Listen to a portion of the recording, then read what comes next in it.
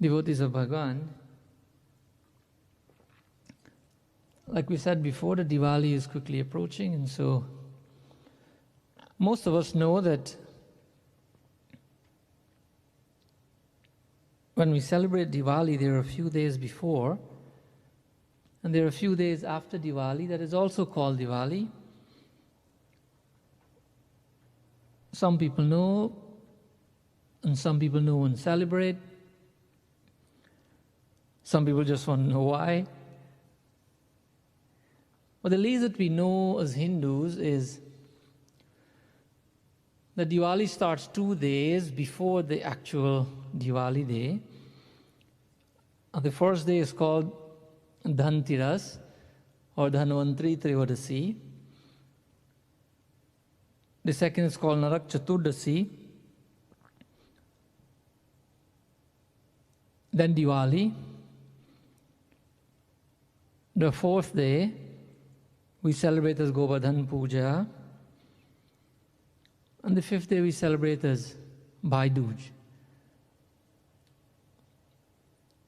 Govardhan Puja because of, we know our Katha well. Diwali is Saturday, so on Sunday will be Govardhan Puja, so we can go over pieces of the Govardhan Katha in Bhagavad Mahapuran. The fifth day, Bhai Dooj, a day that is celebrated between brothers and sisters. Very similar to Raksha Bandhan. But the first day, it is known that we call it Dhanteras. What is interesting is that Dhanteras is short for the entire name. It's called Dhanvantri Trayodasi. However, not only the name is shortened, but we have a completely different approach to why it is called Dhanteras, and another approach why it's called Dhanvantri Trayodasi. They're not necessarily wrong. However,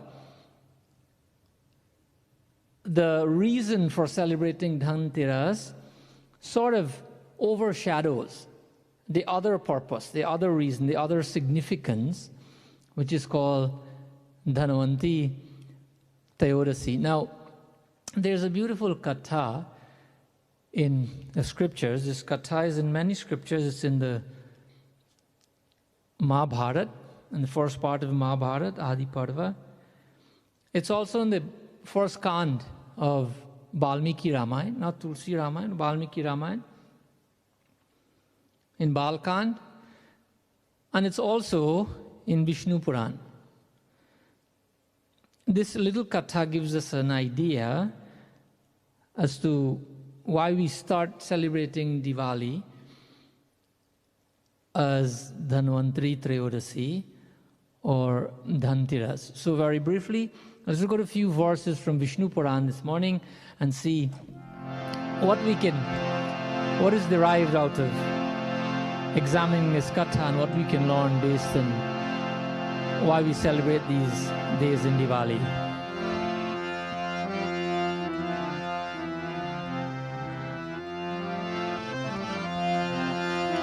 Narayan Karunamay Sharanam, Narayan Karunamay Sharanam, Jai Lakshmi Pati Vishnu Sharanam, Jai Lakshmi Pati Vishnu Sharanam, Narayan Karunamay Sharanam, Jai Lakshmi Pati Vishnu Sharanam, Parama Pita Parameshwar Sharanam, Sharanam, Sharanam, Narayan Karunamay Sharanam, Jai Lakshmi Pati Vishnu Sharanam, Manthanam Mandaram Kritva नेत्रं कृत्वा च वासुकिम्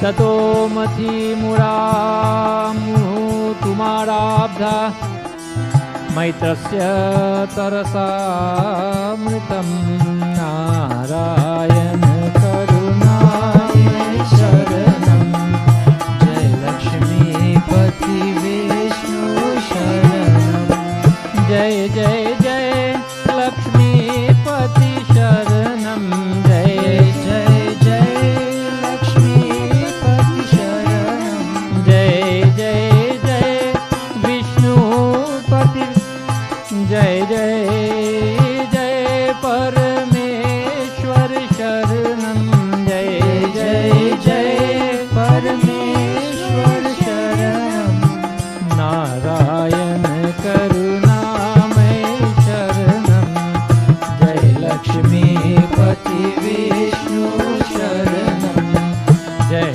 लक्ष्मीपति विष्णु शरणं जय लक्ष्मीपति विष्णु शरणं.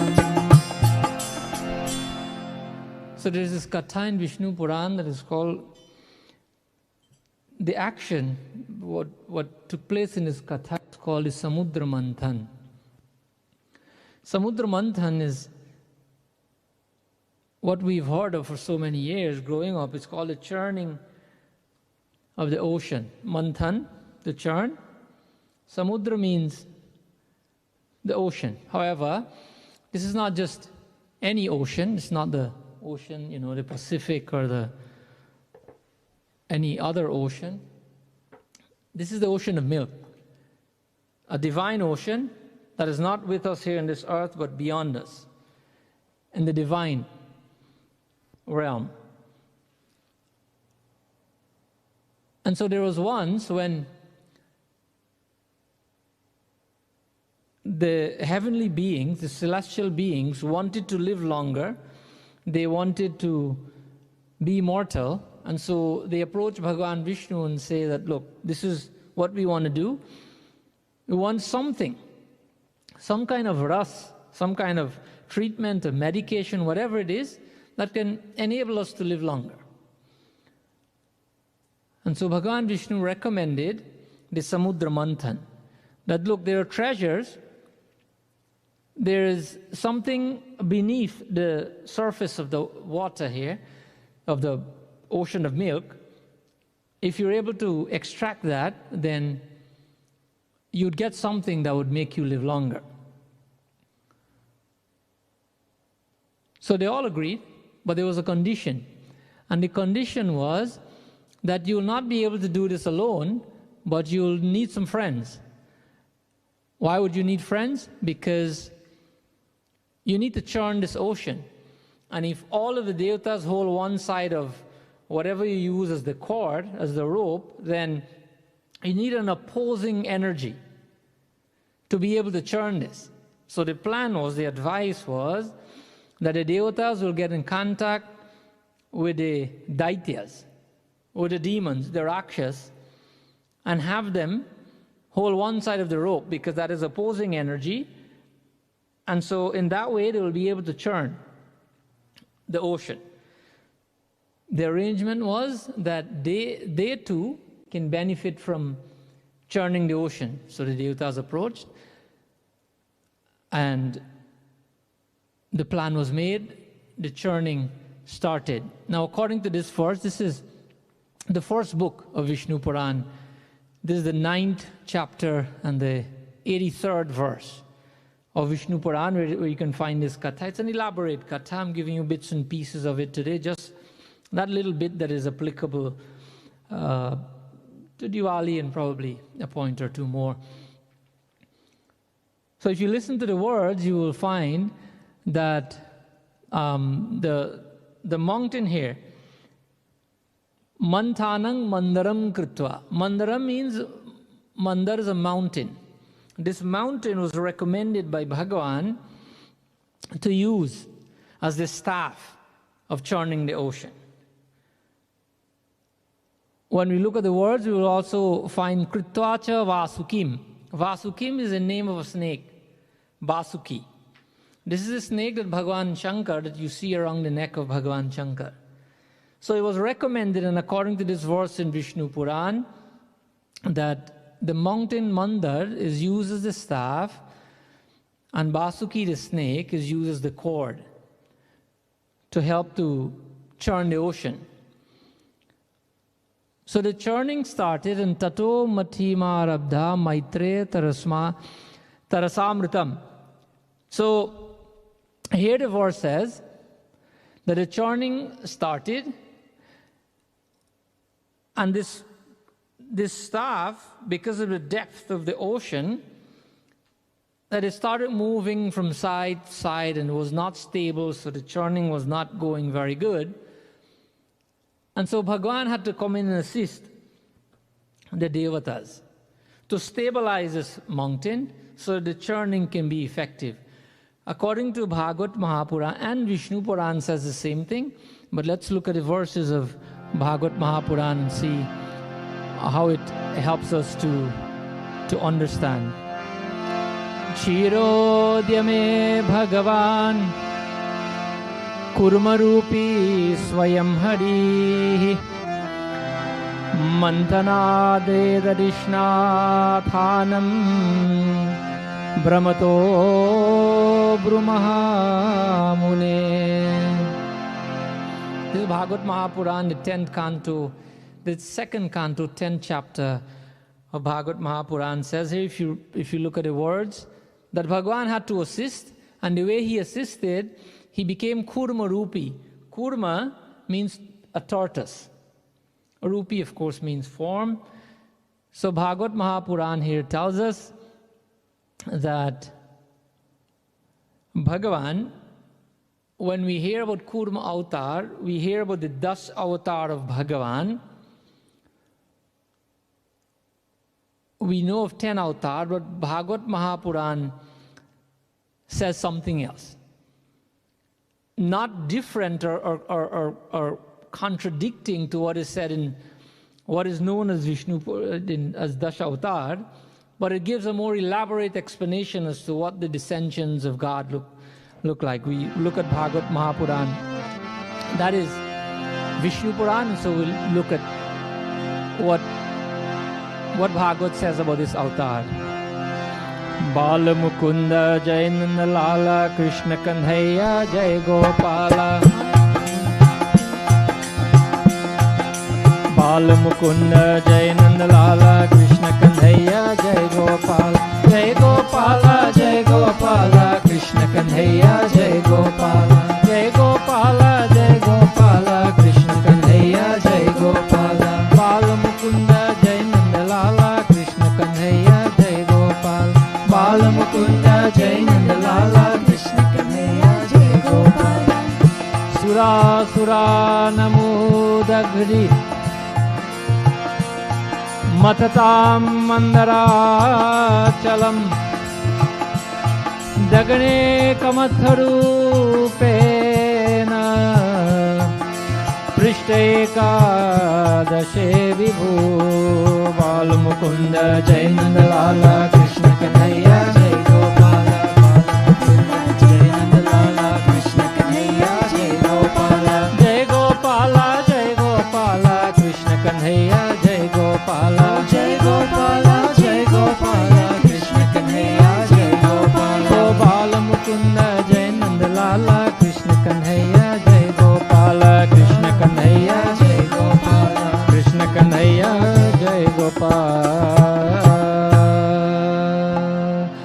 Here Bhagavad helps us to understand why that we know of Dash Avatar, the 10 avatars, but these are the 10 main descensions of Bhagavan, including Sri Ram and Sri Krishna and Parshuram and the Singha Bhagavan, Kurma Avatar, the turtle, and Matsya Avatar, the fish, etc.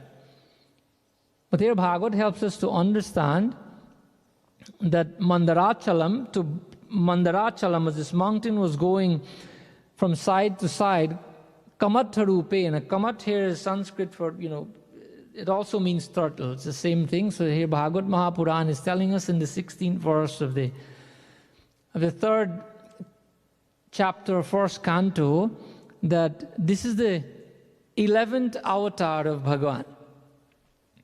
11th avatar of Bhagavan is the form of a tortoise. And why did he take manifestations as a tortoise? Because to balance the staff, which is the Mandara mountain, so that the churning can go well. So that marks the first thing that happened when the churning of the ocean began. Now, that wasn't the idea. Bhagavan Vishnu had said to the devatas that something will come from here that you'll be able to benefit from. And so, in order for them to benefit, Bhagavan himself became a tortoise so that the devatas can be successful at what they're doing. So now the staff was stabilized, the churning was going on, and something came out of the churning of the ocean. Let's examine what first came out.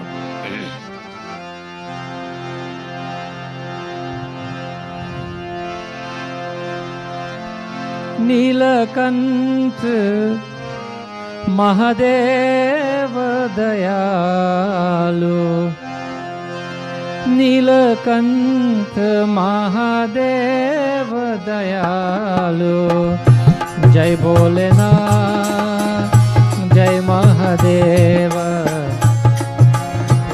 Jai Shiva Shankar, Jai Avinashi, Jai Bholenath, Jai Mahadeva, Jai Shiva Shankar, Jai Avinashi, Nilakant Mahadeva Dayalu, Nilakant Mahadeva Dayalu, Jai Bholenath, Jai Mahadeva, Jai Shiva Shankar, Jai Avinashi.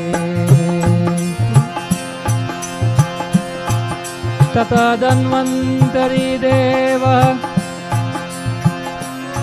Shvetambaradhara Khayam Bibratah Kamandalum Purnam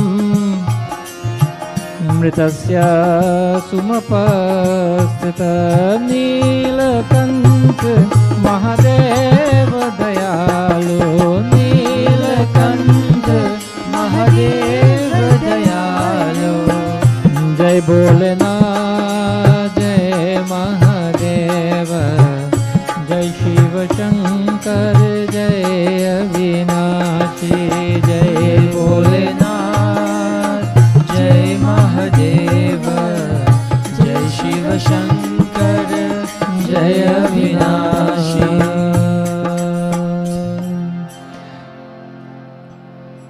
According to the 97th verse here, this is Vishnu Puran, it says when the churning started, that what came out of the ocean is a being by the name of Dhanvantari. Tata Dhanvantari Deva Shvetambara Dhara Khayam. Shvetambar means white, the color white. And so this being by the name of Dhanvantari was dressed in white. And so this is the being for which we celebrate the first day of Diwali. It wasn't the first day of Diwali on the Trayodas. Trayodas mean 13, right? It's the count according to the Hindi calendar. So on the 13th day, which is the first day of Diwali, remember Diwali is on Amavas. It's on the last day of the dark half, right? So on the 13th day, that will make it the first day of the 5 days. So on the 13th day, Dhanvantari Vaid came out of the ocean. Dhanvantari is called Vaid because Vaid means a doctor, universal doctor. Dhanvantari came up there with something. The verse says that Purnam Mritasya, Purna Amritasya, Amrit means nectar. And so Dhanvantari, who is the universal physician, came up from the ocean because of a churning with a Bibrataha kamandalum. Kamandalu means, kamandal, a little pot that you have in your hand, like Brahmaji is walking with a little kamandal. The yogis walk with that also. So Dhanvantari came out of the ocean with a kamandal in his hand, and what did this kamandal have inside? It had nectar. What is this nectar?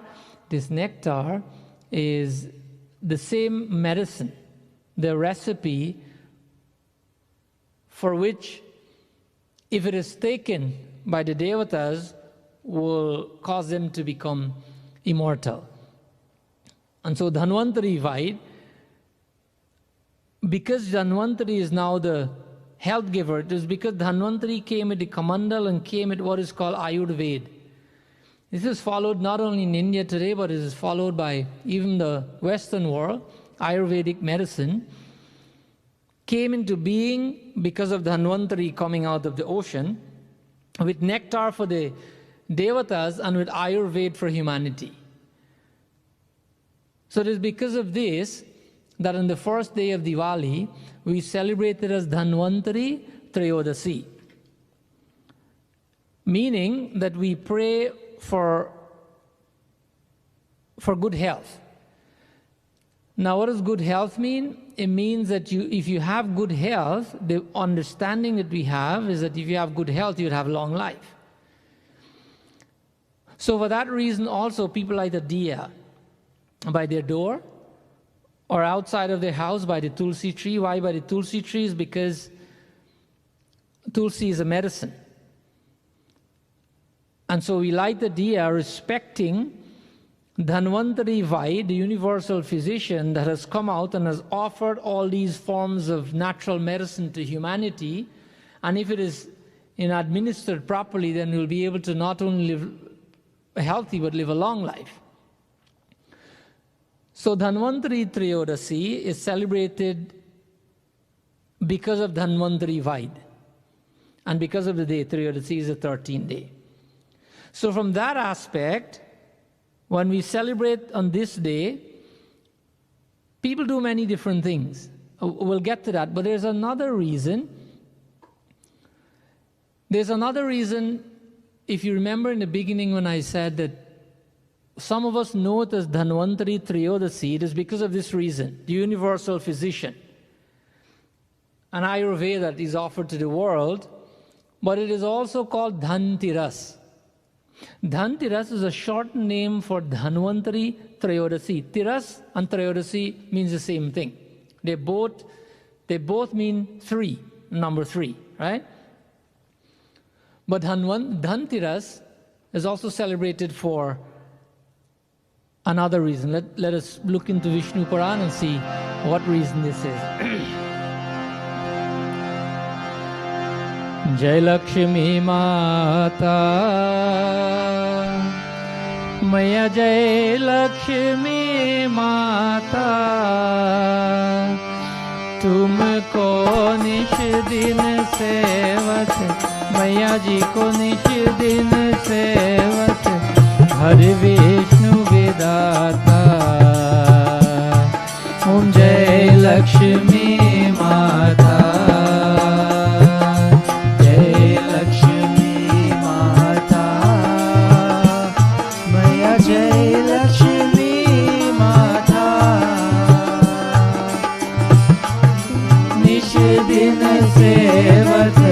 मैया जी को निश दिन सेवत हरि विष्णु विदाता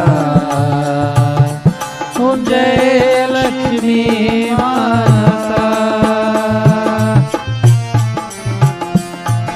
ततः स्मुरत् कान्तिमति विकासि कमले स्थिता श्रीदेवी पयसस्मा दुतिता वृतपंकज जय लक्ष्मी माता मैया जय लक्ष्मी माता मैया जय लक्ष्मी माता तुमको निश दिन सेवत मैया जी को निश दिन सेवत हर Vishnu विदाता Lakshmi Mata, Jai Lakshmi Mata, Jai Lakshmi Mata. Before we explain that verse, I just want to mention that Dhanvantari Trayodasi is also one of the 24 avatars of Bhagavan. Avatar meaning manifestation. Remember, we know of Dasha avatar, 10 avatars, the main ones, but Bhagavad Mahapuran in the first canto mentions 24 descensions of Bhagavan. So like I said, Bhagavad has gone beyond the 10 that we know to give greater details. So Bhagavad Mahapuran here in the first canto, in the 3rd chapter, this is the 17th verse. It says, Dhanvantaram dashamam tayodashamam evacha upayamatyo suranan nyan mohinya mohayan sriya. So here if you listen to the words, you'd learn something else, right? One is a Dhanvantaram Dwarasham. Dwarasham means 12. So Dhanvantari here is a 12th incarnation, not incarnation, but manifestation, descension of God. So this Dhanvantari that has come out of the ocean is not just a random being, came out because of a churning, living somewhere down there in the ocean of milk, but this is Bhagavan. This is why Bhagavan Vishnu has said to the Devatas, churn the ocean, and everything that comes out of there would be something good for everyone. So here, Dhanvantari Vaid came out, and according to Bhagavad Mahapuran and Vishnu Puran, here the words are very clear, Dhanvantaram Dwadasham, that this is the 12th manifestation of Bhagavan. Dhanvantari. This is why Ayurveda is so popular, because Bhagavan has given Ayurveda to the world. This is why alternative medicine is so harmless, because Bhagavan has given. This is why this ras that has come out that can make us immortal, this ras is Bhagavan's touch, Bhagavan's divinity. If we should drink that, like according to Bhagavad Mahapuran, it says, Nigamakal galitam phalam. This is a beautiful verse, the 3rd verse of the 1st canto of Bhagavad Mahapuran. It tells us that we can drink Bhagavan's divinity with the ears. Ramayana tells the same thing when Bhagavan Sri Ram was asking Valmiki ji, where should I reside? Remember, Shravanam, reside in the ears of those who are never tired of listening to your stories. Those are different kathas. However, here, this ras can make us live long and live healthy, because the Dhanvantari Vaid is not just a random person, but a manifestation of Bhagavan, who has come with all the right tools to enable man to live righteous, to live healthy, to live long. So this is Dhanvantari. According to this 17th verse in Bhagavad Mahapuran, there is another of Bhagavan's manifestations that came out of the churning. And again, before I explain the last one, the verse that we chanted just now, Upayat Surananya Mohinya Mohayan Striya. Mohayan means here the name Mohini. For those of us who have heard this name before, Mohini is also another manifestation of Bhagavan. Here in Bhagavad Mahapuran, it says that Tayodashamevacha. Tayodash means 13. So this is now the 13th manifestation of the 24 manifestations that is recorded in Bhagavad Mahapuran. Why did this manifestation come? Remember, we dealt with Kurma Avatar, the tortoise, to balance the staff. Then we dealt with Dhanvantari to bring up Ayurveda. Now this is Mohini Avatar. If we follow the katha, we cannot mention that katha today, but if you follow the katha, when the ras came out of the ocean from the churning, the daityas, the demons, started getting ideas. Because if they have a hand in this, on this ras, they too will be able to be immortal. So we'll have demons forever. And so they try to steal.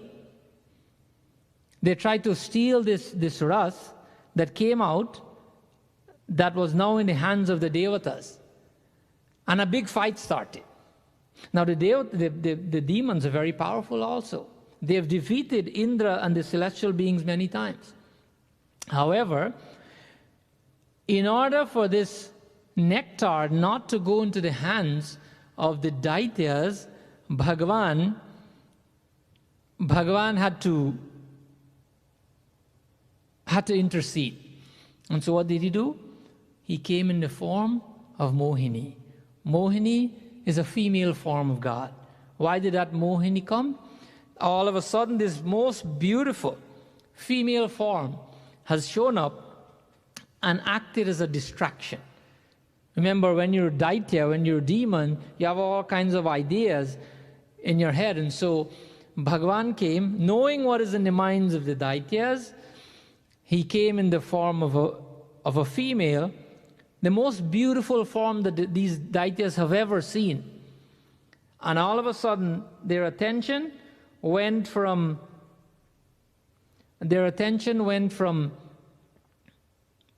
trying to take hold of the ras, of the nectar, to this female form. And so this was the reason for which the easy, sometimes we call this easy squeeze. Bhagavan says, okay, I'll take care of the Daityas so that the Devatas can have the nectar. And so he became a female form, distracted the Devatas. The Katha is much longer than this, but this is how he was able to get rid of the Daityas trying to steal the nectar from the Devatas. So that's a few avatars, right? This now is the 13th of the 24 avatars. And it's called Mohini, a female form. She played a greater role, but for the purposes of this point, that is the role she played, Mohini avatar. So the verse we chanted just now, Tata Spuran Kandamati Vikasi Kamale Sthita. Kamale means a kamal flower, right? We know, the purain we call it in the West Indies. The purain flower, we call it the kamal flower. And in that kamal flower, Sthita, Shri Devi. Shri Devi means, not the Shri Devi, the film star, right? The Bollywood film star, not that one. But here the verse says, this is the 99th verse of Vishnu Puran. The same chapter we're dealing with, the 99th verse, says Shri Devi. The lotus flower appeared, and in this flower was Shri Devi. Devi means, we know what Devi means. It means feminine aspect of God, right? Shri means a woman. Now, when we say Shri, we're referring to Mahalakshmi, Sri Lakshmi. Shri can be referred to any aspect, any female aspect of God. But here it refers to Mahalakshmi because that Shri which sits in the Kamal flower. When you see female aspect of God sitting in the Kamal flower, that is equal to Mahalakshmi. So here the verse is very specific that from the churning of the ocean, that Mahalakshmi surfaced from this churning. Now, 2 days from that day, we celebrate Diwali. But remember, we said they also call the first day Dhantiras. Why? Because it's the 13th day, and Dhan here is seen as meaning wealth, material wealth. Dhan literally means wealth, right? So when we say Dhantiras, even though this is a shortened form of Dhanvantari Trayodasi, but Dhan also means wealth. Mahalakshmi is seen as the goddess that represents material wealth. So today what Hindus do, traditionally, customarily, to mark the significance of this day and to maintain this level of blessing in their homes, we do different things. We go to the store and we buy lots of things. Sona, Chandi, Hire, Moti. Know those words? Ask the women folk, they'll tell you that all the diamond and gold and pearls and silver people buy today. Not today, but on Dhanvantari Trayodasi, on Dhantiras, the first day of Diwali. They do that because, in the West Indies, we have this this word that we have to bring, we call this word barakat, right? We have to bring this level of blessing into our home. So whatever little we have should be always enough for us and everyone that will depend on us for their survival. And if they're not making it, for example, that we should have enough to be able to help others as well. From a little bit, like the rice that Sudama gave to Kandhaya. A little bit of rice like that, and then that little bit of rice, a few grains, it became everything. He became a whole palace for Sudama. So similarly, whatever little we have, we want that to be blessed by Mahalakshmi.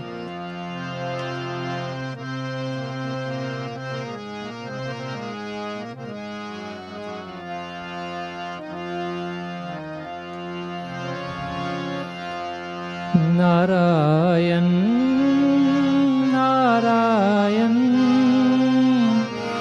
Bhajuman Narayan, Narayan, Narayan, Bhajuman Narayan, Narayan, Narayan, Bhajuman Narayan, Narayan, Narayan, Bhajuman Narayan, Bhajuman Narayan, Bhajuman Narayan.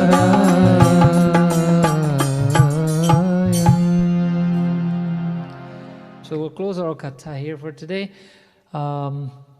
We have gone on to the part of Vishnu Puran in the 99th verse where it says that from the churning of the ocean, Mahalakshmi rose from the waves of the churning. And so at that point, the verse tells us that Vikasi Kamale Sita, and that Mahalakshmi, after rising from the waves of the ocean, that she took her place. Sri Devi Payasastad Muditya Vrita Pankaja, that Mahalakshmi went upon the chest of Bhagavan.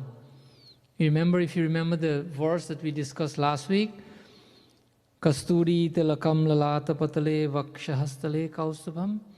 Vakshastal means the chest of Bhagavan, in the area of the heart. Now this is why when Bhagavan had appeared in front of Vasudeva and Devaki, when he appeared in front of Kaushalya and Dasharath in a huge form with 4 arms and 6 feet tall and weapons, Shankha, Chakra, Gada, Padma, etc., Mahalakshmi was also with him. Mahalakshmi was imprinted on his chest area. When you look at Bhagavan Sri Krishna, Mahalakshmi is always there, imprinted on his chest. Because here, according to this verse, that when Mahalakshmi rose from the ocean, then she went upon the chest of Bhagavan, Vakshastalam. And so that will conclude with that little bit of information today. I was also telling you that on these days, these 5 days of Diwali, that is why we celebrate the first day. The second day, we would not go into that today, maybe another time. But it's called Narak Chaturdasi. Chaturdasi means the 14th day of this part of the month. And this is the day that Bhagavan Sri Krishna destroyed and killed a demon by the name of Narakasur, who had imprisoned 16,000 of 16,000 gopis.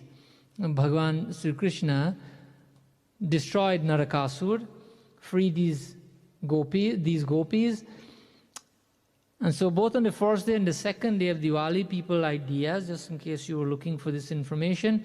This can be a little bit of a confusion. Which day do you light what diya? Which day do I light the one with the 1 week? Which day do I light the one with the 4 week? And it's a lot of confusion. However, this is not a rule. The idea of the first and second day is just to light a diya. That's the idea, right? I guess idea, diya, so don't get too confused. So the idea is to light a diya on the first day of Diwali and one on the second day. Now, if you want to light a diya with 4 wicks, or if you want to light 4 diyas, completely fine. You're not doing anything wrong. If you want to light the one with 4 wicks on the first day, go ahead. Because people lighted with 4 wicks, they said, well, it's got to face every direction. We have to bring this health. People also call it the Yam Diya, the day of lighting a diya to Yam. Why? Yamraj is the god of death, to prevent untimely death. In Sanatan philosophy, there's nothing like untimely death. Oh, we feel better when we light the diya to prevent untimely death. That is fine. This diya will bring blessings into our lives. We light it to represent long life. We light it to represent light. We light it for Yamraj, not to prevent untimely death. We light it for Dhanvantri Vaid, for universal physician, under the Tulsi tree to bring good health. We light it for all kinds. These are all good reasons. Nothing is wrong with any of these reasons. If anyone tells you, you know, you must light one diya on this day and don't light on the second day, you can find all these conflicting information depending on where you look, especially on the internet. The day before Diwali is called Choti Diwali. Choti means small Diwali. From that standpoint, if it's small Diwali, then you should light the diya. Many people tell you shouldn't light the diya. So let me don't use this platform to confuse you more. Light a diya on the first day, light a diya on the second day. If you want to light 4 sides of diya on the first day, go ahead. If you want to light the 4 sides on the second day, go ahead. Whatever you're accustomed to, whether this is Desh Riti, the custom of your country, whether this is Kul Riti, the custom of your family, go straight ahead. Lighting a diya is much better than not lighting a diya. Right? So, and on the third day of Diwali, this is, you know, the big Deepavali that we talked about. We talked about the coming of Mahalakshmi and how she took her place on the chest of Bhagavan. When we celebrate Diwali, we'll close with this chaupai. This is how the celebration comes to mind.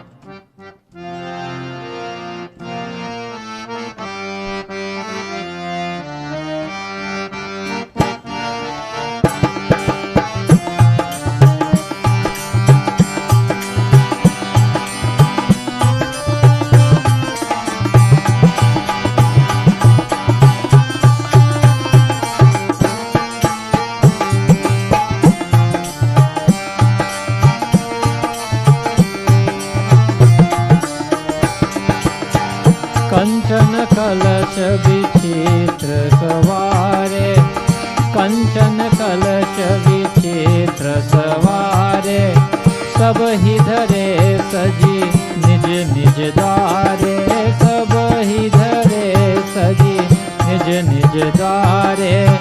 Shri Ram जय राम जय जय राम, श्री राम जय राम जय जय राम, श्री राम जय राम जय जय राम, श्री राम जय राम जय जय राम, श्री राम जय राम जय जय राम, श्री राम जय राम जय जय Ram.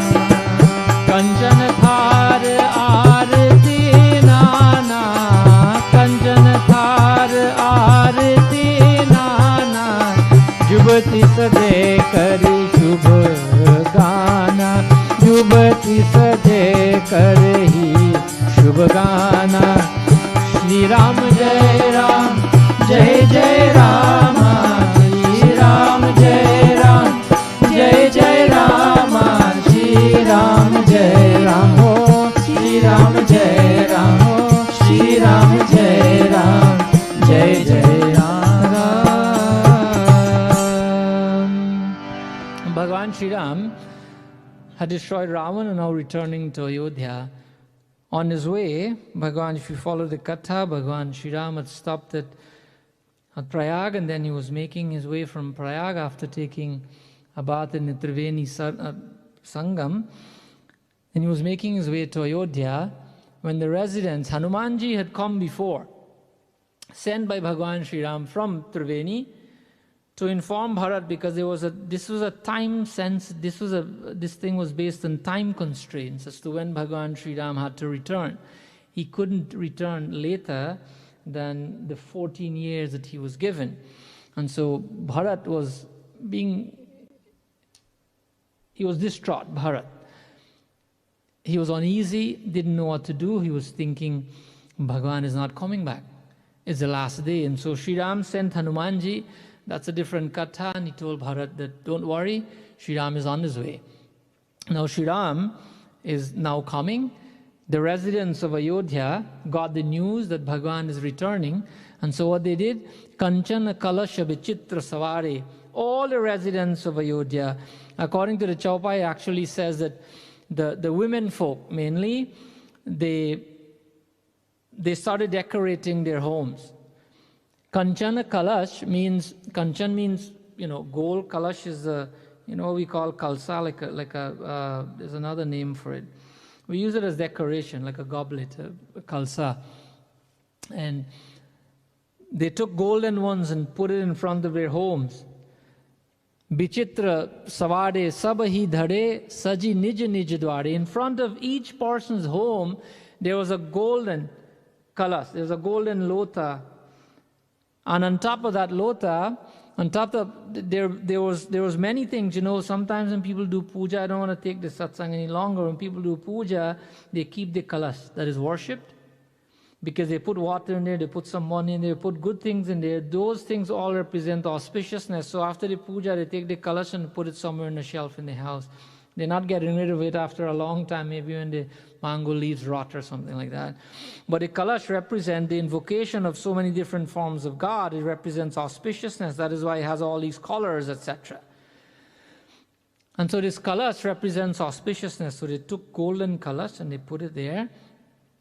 Kanchana thar arati nana. On top of each kalash, according to Ramayana, they lit a beautiful Kanchana thar in a golden plate. On top of the golden kalash, they lit a beautiful diya. Jubati saje karahi shubhagana. Shubhagana mean all the ladies especially, together with the other residents of Ayodhya, that they all started singing beautiful shubhagana, very auspicious type of songs, positive songs, expecting the return of Bhagwan Sri Ram. When Bhagwan was now walking towards his palace in Ayodhya, all these people, they took their diya from on top, their golden plated diya, and they waved it around Bhagwan Sri Ram as he's walking, coming towards Ayodhya, towards the kingdom of Ayodhya. And so this is how, this is why we celebrate when we say that Bhagwan Sri Ram has come on Diwali. This is why we do this. This day represents the return of Bhagwan Sri Ram from exile. We have taken those diyas, like the residents of Ayodhya, and we wave them on Bhagwan Sri Ram. We feel a sense of completeness, a sense of accomplishment when we celebrate the appearance of anything that is auspicious in our lives, whether it's a child in our home, whether it's a promotion, a job, anything auspicious. We light a diya, we offer it to Bhagwan, a ghee diya. This is how we say thank you. This is how the residents of Ayodhya, they said thank you for Bhagwan Sri Ram returning. That row of light, deep means light, avali means a row. So that row of lights that was set there for Bhagavan is how the name came about, Deepavali. And so this is why the return of Bhagwan Sri Ram, we celebrate Deepavali. So personally, on behalf of my family and on behalf of the foundation, and as you can see, Ravi and Chrissy are again with us this week on behalf of the two of them as well, and their mom and all the volunteers of Radha Krishna Foundation. I want to extend to all of you a most auspicious, a blessed and a rewarding Diwali season.